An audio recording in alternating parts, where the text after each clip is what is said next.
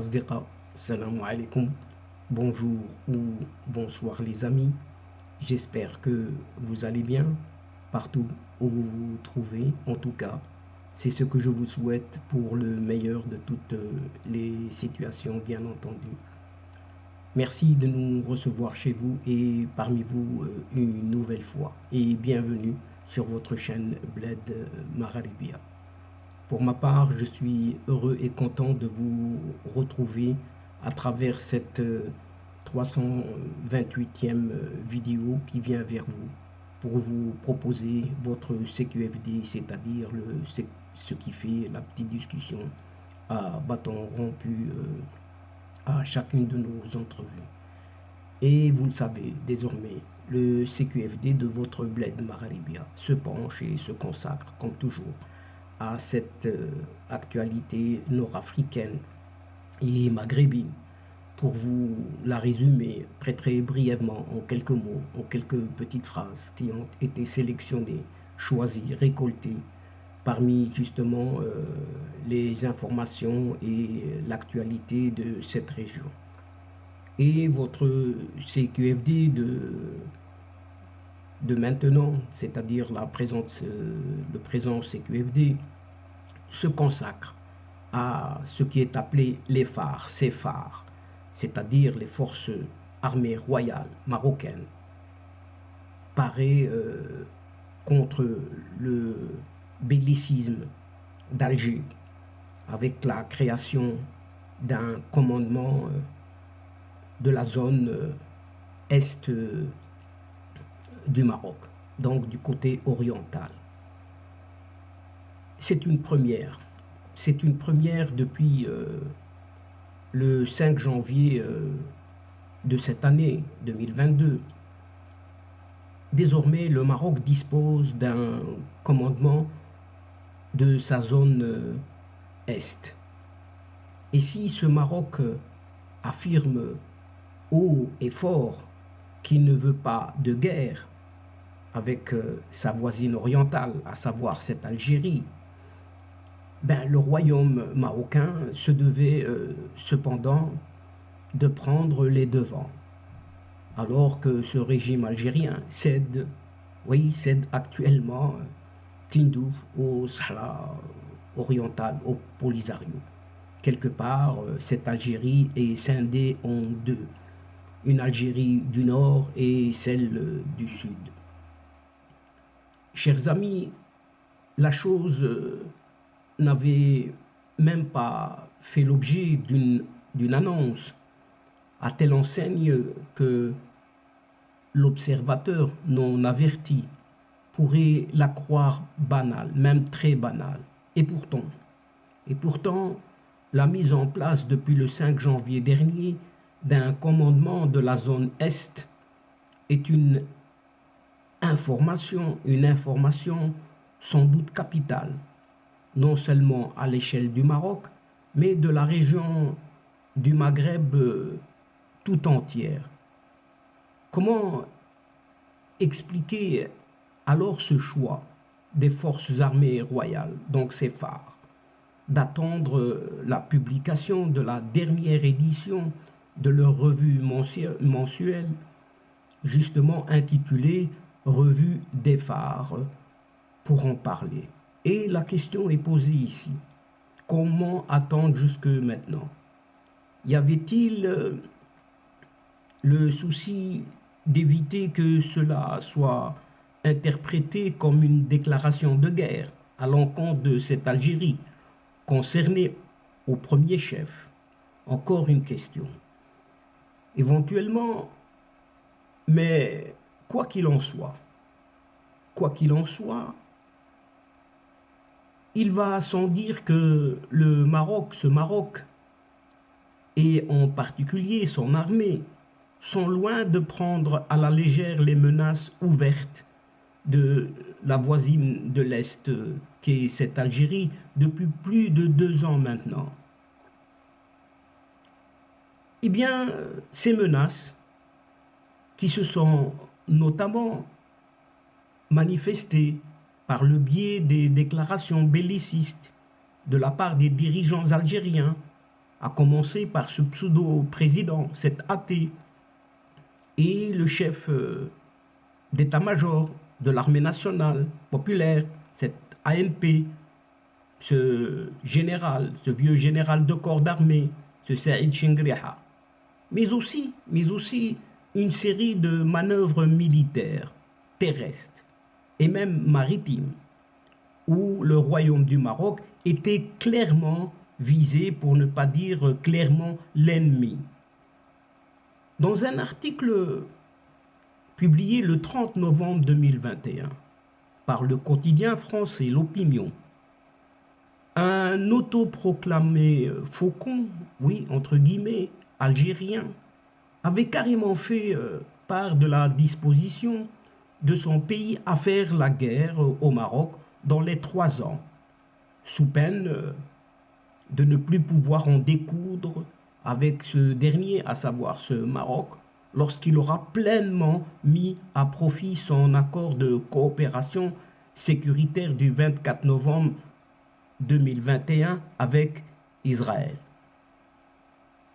Chers amis, bien sûr, les phares se sont retenus jusqu'ici de faire référence à ce factuel et se sont contentés de renvoyer cet objectif dévolu au nouveau commandement, de s'assurer de la cohérence de ce commandement, du contrôle et du soutien des composantes terrestres, aériennes et maritimes de ces mêmes phares, ces forces armées royales. Et tout ceci dans un cadre interarmes et interarmées, afin d'avoir plus de souplesse et de liberté d'action nécessaire et l'accomplissement des différentes missions. Oui, de ces différentes missions. Mais clairement ici, à ce stade, le Maroc ne veut plus se laisser faire. Oui, vous avez bien entendu, clairement, le Maroc ne veut plus se laisser faire. Déjà, il a entamé un plan global et intégré pour moderniser tous azimuts jusqu'à l'horizon 2030 tous ces équipements, les équipements de défense et de sécurité de ses armées, de terre et de l'air, et de sa marine royale, pour un budget total estimé à quelques 20 milliards de dollars, tout de même, à raison de 2 milliards de dollars par an. Toutefois, il ne s'agit là que d'une moyenne, que d'une petite moyenne, dans la mesure où, pour cette seule année 2022, par exemple, quelques 12 milliards de dollars, oui, vous avez bien entendu, quelques 12 milliards de dollars pourraient être dépensés en acquisition et réparation de matériel. Et parmi ce matériel, justement, on parle notamment des systèmes de défense anti-aériens, tels les MIM-104, les patriotes de l'américain Raytheon, ou encore plus récemment, le 9 février 2022, ce Barak MX d'Israël, Aerospace Industrie. Du fait de la volonté manifeste de l'armée algérienne d'utiliser les airs en cas d'attaque à l'encontre du Maroc, cette Algérie avait notamment bien pris soin de faire étalage de tous ces missiles Iskander russes, dans une vidéo diffusée le 14 novembre 2020 sur la télévision publique algérienne. Et le lendemain, juste le lendemain, même de cette intervention des phares dans la zone de Guergueret, à la frontière maroco-mauritanienne, que bloquaient depuis 23 jours ces milices du mouvement séparatiste sahraoui du Front Polisario.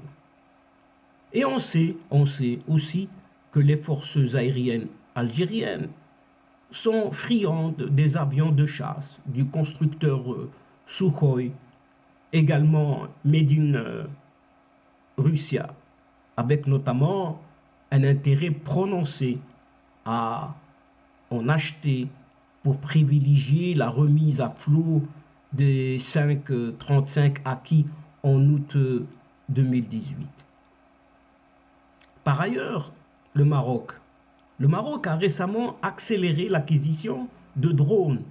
Oui, des drones tels les Zarfang français et les Bayraktar TB2 turcs, utilisés notamment pour contrer toutes les offensives du Polisario à l'encontre du mur de défense depuis un peu plus de 15 mois déjà. Et c'est grâce à eux. Les phares, ces forces armées royales, ont par exemple pu neutraliser au cours de l'année 2021, rien que durant cette année, le commandant de la gendarmerie du mouvement séparatiste, ce Deh el-Bendir, et celui de sa soi-disant 5e région militaire, ce Talib Haïdar, entre autres responsables polisariens. Enfin, ces phares, toujours ces phares, ces forces armées royales, n'en oublient pas le volet purement terrestre de leur déploiement, avec notamment la modernisation qui continue de cette flotte, leur flotte de chars Abrams américains, en cours d'agrandissement depuis la première commande de quelques 222 appareils en juin 2012.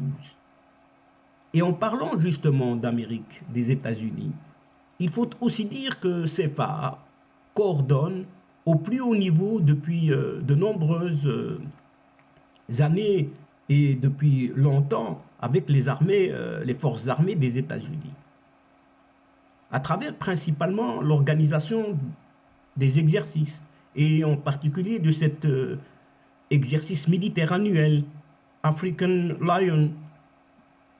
Pour l'anecdote ici, cet African Lion, c'est pour la première fois tenu pour son édition de l'année 2021 en plein Sahara marocain, dans la région du Mehbes. Ce qui laisse présager et augurer un soutien direct de cet oncle Sam américain, voire de l'organisation du traité de l'Atlantique Nord, cette OTAN, dont le Maroc est l'allié majeur, non membre depuis début juin 2004 en cas d'agression algérienne.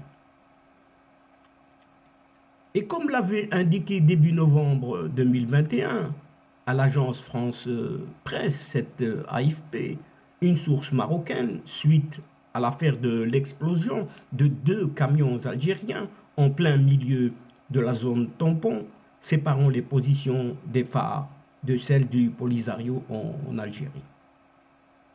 Le Maroc ne se laissera pas entraîner dans une guerre avec l'Algérie.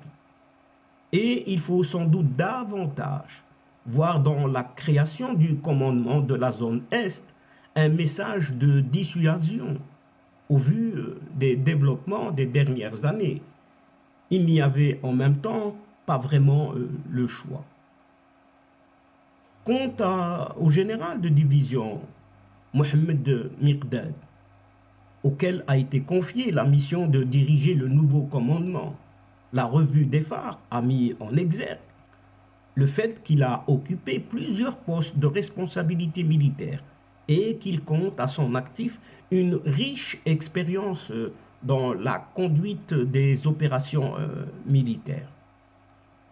Son installation, présidée par le général de corps d'armée Belkhir El-Farouk, inspecteur général des forces armées royales et commandant de la zone sud, s'était déroulée en présence des walis et gouverneurs de la région de Dra Tafilelt et des hauts responsables militaires de l'état-major général de ces forces armées royales, des secteurs opérationnels et des places d'armes de la zone. Et pendant ce temps, chers amis, tout ce temps, le régime politico-militaire algérien cède Tindouf, qui est situé au Sahara oriental, il cède Tindouf au Polisario, créant ainsi 2 Algéries. Oui, vous entendez bien, 2 Algéries, l'une au nord et l'autre au sud. Et c'est comme cela, que ce supposé président de cette race, République arabe, sahraoui et démocratique, rien de démocratique, ce Brahim Ghali, ou plutôt on devrait dire Mohamed Ben Battouche, a reçu les lettres de créance, vous entendez bien, les lettres de créance de Zenen Sinombe, l'accréditant ambassadeur extraordinaire et plénipotentiaire de la République du Botswana auprès de la République sahraoui à Tindouf. Donc, une lettre d'accréditation sur un territoire, disons, algérien. C'est bizarre, allez savoir. Sachant aussi que, chers amis, que Tindouf, bien que situé au sud-est de l'Algérie, mais aussi au sud-ouest du Maroc, c'est appelé pour le Maroc le Sahara oriental, dont l'histoire n'est pas encore terminée, et qui est occupé depuis plus de 40 ans par ce Polisario, justement. Et parallèlement à cette race, ou ce Polisario, possède une représentation diplomatique officielle à Alger, capitale de l'Algérie. Donc, cette race a une diplomatie à Alger, bien qu'elle se trouve à Tindouf. Vous comprenez quelque chose? Assumant son rôle, ce Polisario, ou plutôt son pseudo-chef, en toute bonne conscience, s'il en a une, ce chef polisarien, ce Brahim Ghali Ben Battouche, avait même accordé la nationalité, écoutez bien, la nationalité à une ressortissante italienne, Marisa Rodano, pour ses efforts, soi-disant, de défense des droits du peuple sahraoui. Alors que ce même Mohamed Ben Battouche, oui, ce même Mohamed Ben Battouche, avec ce nom, ne détient que des documents de sa propre marraine algérienne. Là aussi, allez savoir. Et des générations de Sahraouis, oui, des générations de Sahraouis. Et autres, il n'y a pas que des Sahraouis, sont nés sur ce territoire désertique en no man's land. Et les jeunes se trouvent de fait dans cette cité-État. Cité-État, oui, depuis des décennies. Et selon le droit international, pour la création d'un État, au moins 3 ingrédients de base sont nécessaires. Une population, un territoire, un gouvernement ou une autorité politique. Et il n'y a rien de tout cela. Et dans le cas d'espèce de ces Sahraouis à Tindouf, avec son Polisario ou cette race, se situe donc en cette Algérie du Sud. Donc, cette race occupe une Algérie du Sud. Et donc, tous ces ingrédients sont réunis. Et finalement, on n'y comprend plus rien pour ce pays algérien. Et le peuple ne réagit pas.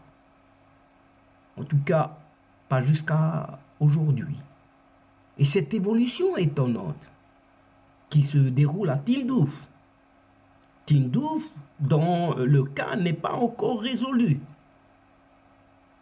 Cette évolution intervient dans le contexte du nouvel ordre mondial qui se dessine actuellement et où ce chef de la junte militaire, ce général Saïd Chengriha, avec cet effacé et amnésique président, cet athée, ils essaient en priorité de sauvegarder leur hégémonie et leurs intérêts seulement sur le reste de tout ce territoire, partagé en proie à des revendications, fort probablement, très croissantes, d'autodétermination, oui, d'autodétermination d'autres ethnies et d'autres tribus à l'intérieur même de cette Algérie, cette fois-ci du Nord, puisque le Sud est déjà offert gracieusement.